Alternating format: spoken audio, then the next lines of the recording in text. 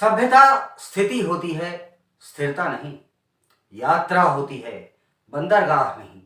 वह स्वयं भी परिवर्तित होती है और अपने अंदर की चीजों को भी परिवर्तित करती है। आपको लगेगा लिटरेचर का न्यूज से क्या संबंध? विश्वास मानिए, अगर संबंध न होता तो मैं ये बात आपको बोलता भी नहीं। भारतीय दंड संहिता, जिसके अनुसार हमारा नवीन आधुनिक कानून वर्ष 1860 में बना था, तब से अब तक वर्ष 2021 चल रहा है और इतने वर्षों बाद क्या आपको नहीं लगता भारतीय दंड संहिता में, भारतीय कानून में कई चीजों को एक नए दृष्टिकोण से देखने की जरूरत है।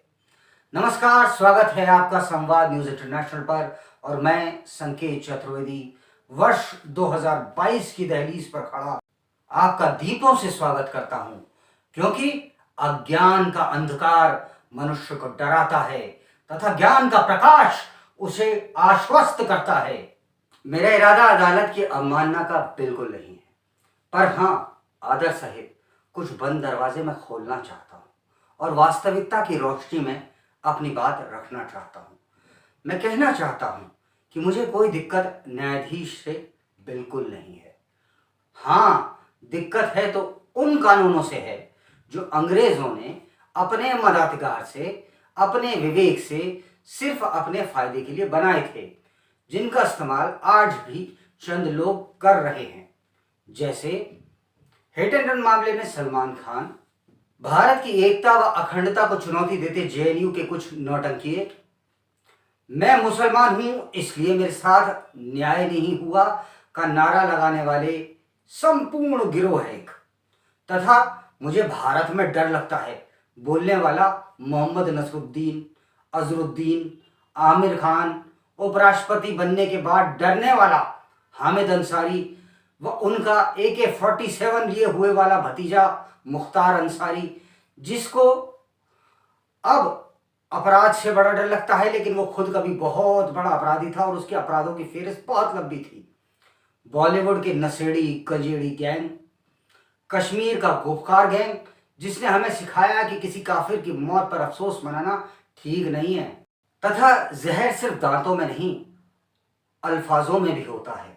और हमने ऐसे भी किसान नेता देखे जो खेतों पर कम, बॉर्डर पर ज्यादा दिखाई दिए। उनके लिए किसी का मर जाना सिर्फ एक्शन का रिएक्शन है। अपने खेतों में कभी ना उतरने वाला किसान नेता ड्राई फ्रूट खा खा कर भारत के चुने हुए प्रधानमंत्री को ऊटपटांग शब्द बोल रहा है, तिरंगे का अपमान कर रहा है, खालिस्तान जिंदाबाद के नारे लगाए जा रहे हैं। मिलॉर्ड, उस समय स्वयं संज्ञान की अति आवश्यकता थी।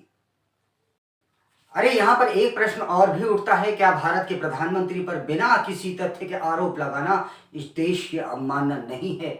हमें याद रखना चाहिए 26 जनवरी को जो हुआ वो पूरे देश की अवमानना है, वो पूरे देश की अवमानना थी।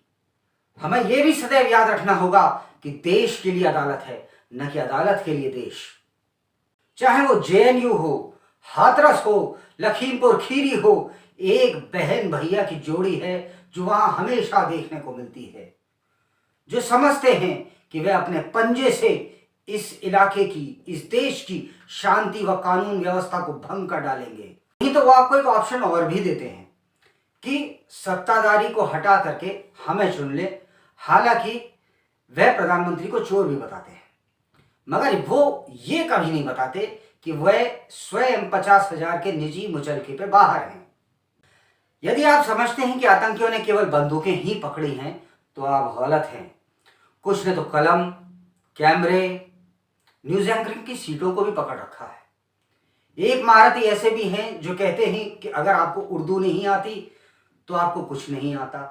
बड़े दुख के साथ मैं यहां पर कहता हूं कि जब भगत सिंह को आतंकवादी, शिवाजी को पहाड़ी चूहा दिल्ली विश्वविद्यालय में पढ़ाया जाने लगे तो उस समय अदालत का स्वयं संज्ञान लेना शायद वक्त की जरूरत है। अंत में मेरी बात का सार सिर्फ इतना है, अगर हिंदू देश के आईन में, देश के कॉन्स्टिट्यूशन में विश्वास रखता है तो सिर्फ उसी के त्योहारों को निशाना ना बनाया जाए।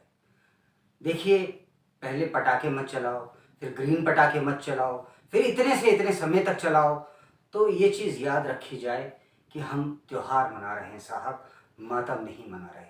और अदालत की अवमानना से उसे डराया ना जाए, क्योंकि अदालत की इज्जत दिल से की जाती है, डर से नहीं। धन्यवाद। जय हिंद।